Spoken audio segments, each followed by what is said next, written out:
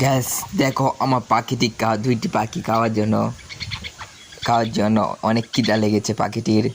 পাখিটি খিদা লেগেছে, দেখি কোন পাখিটি বড় কোন পাখিটি ছোট কে বলতে পারবে। দেখতে পাচ্ছি এই পাখিটি কিন্তু বড়, পাখিটি খাবার খাচ্ছে টুকে টুকরে টুকরে। এই পাখিটি ছোট, এটি খালি কে কে পড়ছে খাওয়ার জন্য।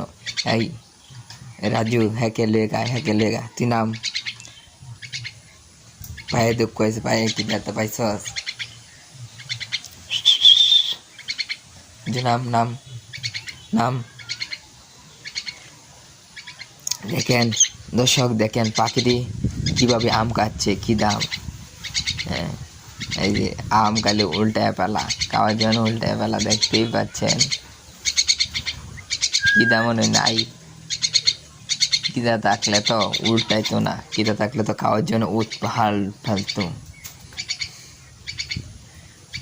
গ্যাস দেখতেই পাচ্ছেন খাওয়ার জন্য কিন্তু অনেক চেষ্টা চালাচ্ছে ছোট এই পাখিটি, কিন্তু একা একা খাওয়ার জন্য ভয় পাচ্ছে, তাই একটু দেখাইতে পারে না। না, এই খায় এটা লেখা তুই একা একা খেলতাস, একা একা লেখা। দর্শক আজকে চ্যানেলটি ভালো লাগলে চ্যানেলটি সাবস্ক্রাইব করে পরবর্তী ভিডিওটি দেখতে পারবেন।